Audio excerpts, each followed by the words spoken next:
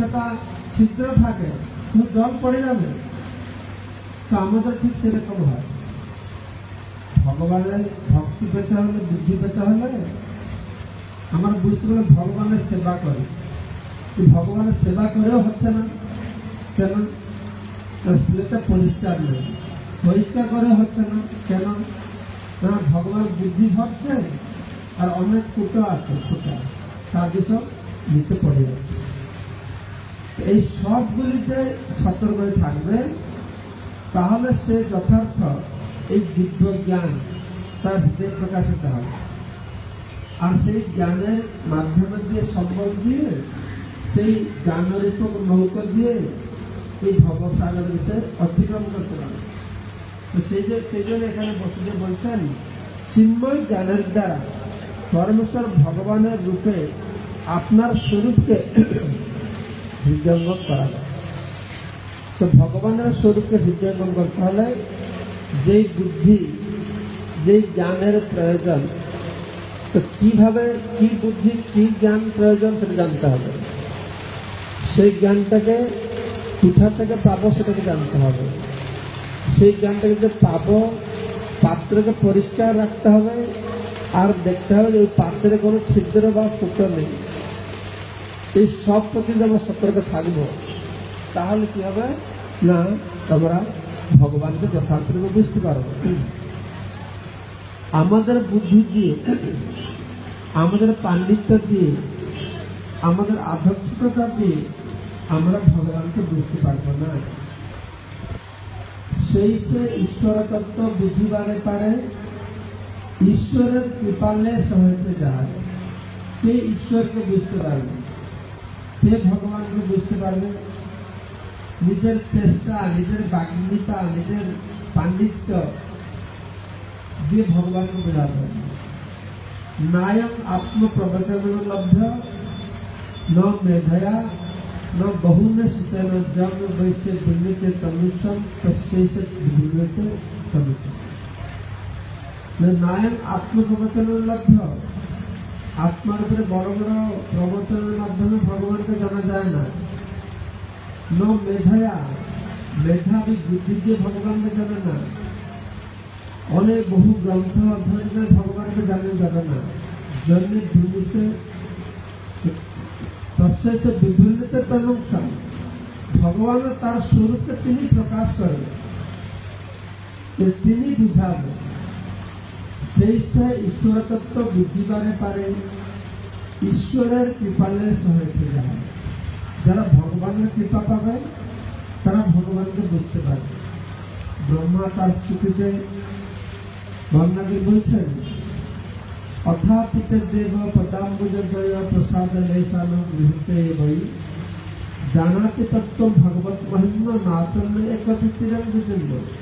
হে দেব, হে ভগবান, অথাপিত দেব পদাম্বুজয়, আপনার চরণ কমলে প্রসাদ লেশানু গৃহীতে বৈ, যে কণিকা মাত্র প্রসাদ পেয়েছে, কৃপা পেয়েছে, আমার চরণ কমলের কৃপা পেয়েছে, জানাতে তত্ত্ব ভগবত মহিমা, তখনই সে ভগবানের মহিমাকে বুঝতে পারবে।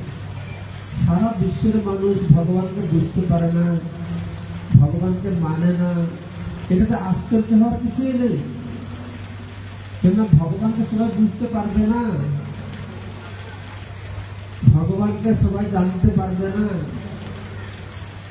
কারা জানতে পারবে? সেটা সেই স্তরে পৌঁছতে হলে ভগবানের কৃপা দরকার, ভগবানের চরণের কৃপা কণিকা দরকার। তো সেই কৃপা কণিকা আমরা কিভাবে পাবো? না, ভক্তদের মাধ্যমে আমরা পাচ্ছি। ভগবানের ভক্তরা এসে ভগবানের কৃপা আমাদেরকে দিচ্ছে। সেই ব্রহ্মা বলছেন, প্রসাদ লেশানু লেশ মানে কণিকা মাত্র প্রসাদ, গৃহীত এই বহি জানাতি তত্ত্ব ভগবত মহিম, ভগবানের মহিমা লোককে বোঝা যায়। অথাপি নাচন্য একটি চিরং বিচিন্ন, অন্যথা চিরদিন চেষ্টা করলেও, জন্ম জন্মান্তর চেষ্টা করলেও ভগবানকে জানতে পারবে না। আরে আমরা নগণ্য মানুষ কি জানবো? বড় বড় যোগী মুনি ঋষিরা তারা কত তুচ্ছ সাধনা করেও ভগবানের সেই চরণ কমলের ছোট্ট অঙ্গুলিকে পর্যন্ত স্পর্শ করতে পারে না। তারা মনের বেগে গতি করতে পারে, তারা মুক্ত পুরুষ, তারা জ্ঞানী, তারা বড় যোগী, তারা ভগবানের চরণ কমলের ছোট্ট অঙ্গুলিকে স্পর্শ করতে পারে না। কিন্তু ভগবানের ভক্ত, তার কাছে ভগবান অত্যন্ত সুন্দর। তাই বলা হচ্ছে বেদেশু দুর্লভ সুদুর্লভ, বেদেশু সুদুর্লভ, বেদেশু দুর্লভ অদুর্লভ আত্মভক্ত। বেদের মধ্যে দুর্লভ, জ্ঞানের মাধ্যমে যোগের মাধ্যমে দুর্লভ, কিন্তু অদুর্লভ আত্মভক্ত, কিন্তু ভক্তির মাধ্যমে তিনি অত্যন্ত সুলভ, খুব সহজে তাকে পাওয়া যায়। সেইভাবে আমরা এখানে জ্ঞান বুদ্ধির কথা বুঝতে পারছি। জ্ঞানের সংজ্ঞা কি, বুদ্ধির সংজ্ঞা কি।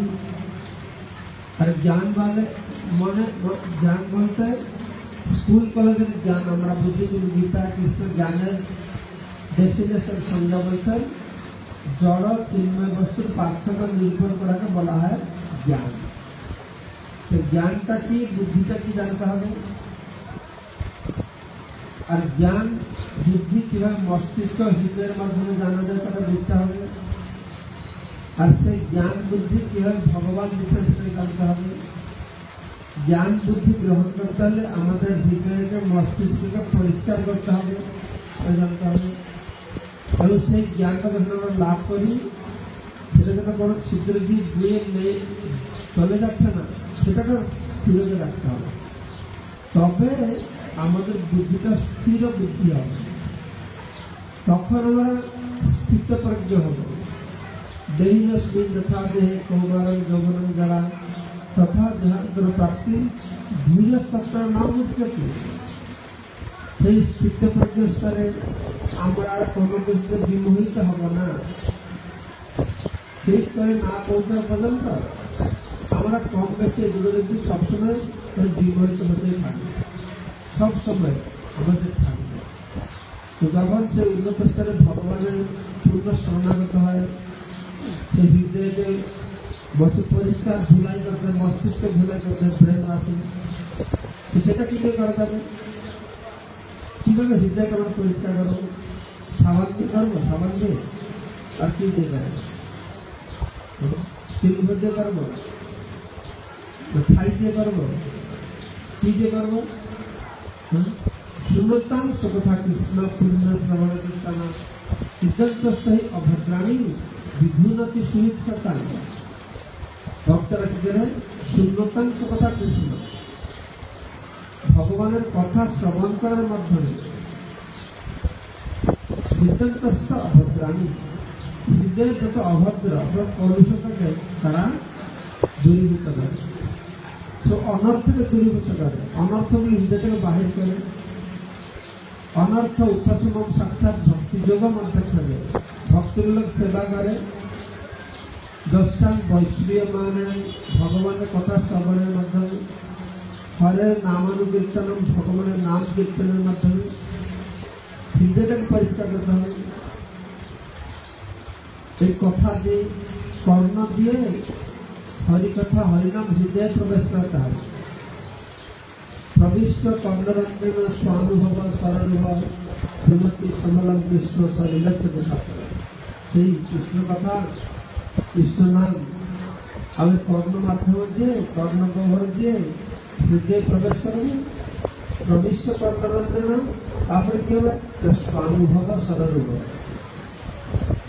নিজের নিজের অনুভবের অনুসারে সবাই কৃষ্ণ কথা শুনবে, সবাই হরিনাম শুনছে, কিন্তু সবাই একইভাবে ফল পাবে না, তাদের অনুভবের মাধ্যমে।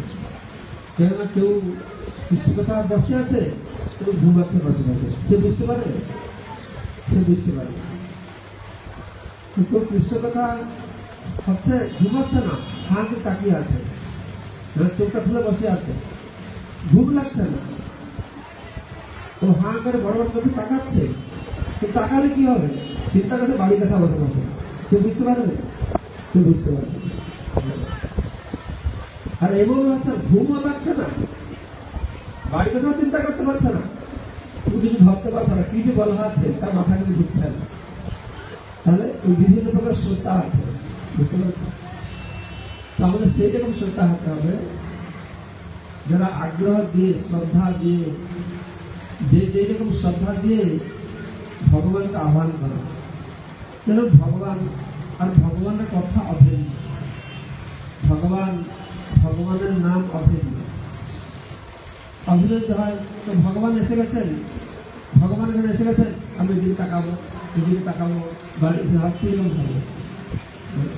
আর ভগবান কথা এসে গেছে, আমি যদি ভগবান আসলে যেই রকম তৎপরতা হবে, তো তার কথা শুনে সেরকম তৎপরতা হবে। আর যতক্ষণ ভগবান দেখবে না যে দেখছেন যে যখন আমার কথা শুনে, আমার নাম শুনে আমি এসে গেছি, এরকম ভাব যখন ভক্তের যে জানবে, তখন ভগবান এই যোগ্য ভক্ত। কিন্তু আমাদের কাছে হচ্ছে না তো, ভগবান নামে হরে কৃষ্ণ কৃষ্ণ কৃষ্ণ হরে হরে শুয়ে পড়ছি। কিন্তু ভগবান যদি আসলে শুয়ে পড়বো, ভগবান আসলে এই নারায়ণ এখানে পৌঁছাবে, ঘুমিয়ে পড়বে ভগবান। কিন্তু আমাদের তো সেটা আমরা শ্লোক বলছি, সে দৃঢ় বিশ্বাস নেই। এই অভিন্নতম নাম নাম কৃষ্ণ নাম আর কৃষ্ণ যে অভিন্ন, এই দৃঢ় বিশ্বাস নেই।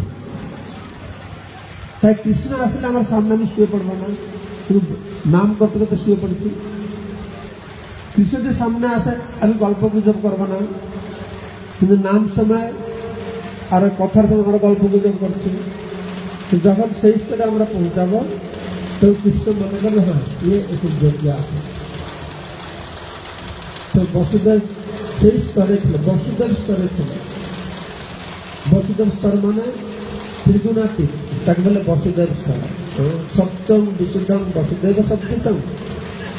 বসুদেব কৃষ্ণের বাবার নাম বসুদেব, আর মার নাম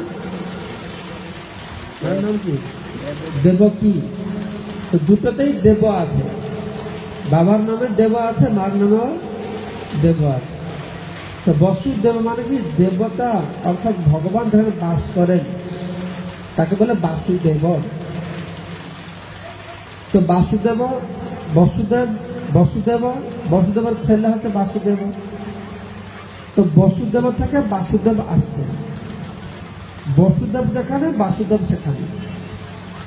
বসুদেব যেখানে দেব পরম দেবতা ভগবান বাস করেন। পরম দেবতা কোথায় বাস করেন না সত্যম বিশুদ্ধম বসুদেব সত্যিতম, বিশুদ্ধ সত্যস্তরে। বিশুদ্ধ সত্যস্তর যেখানে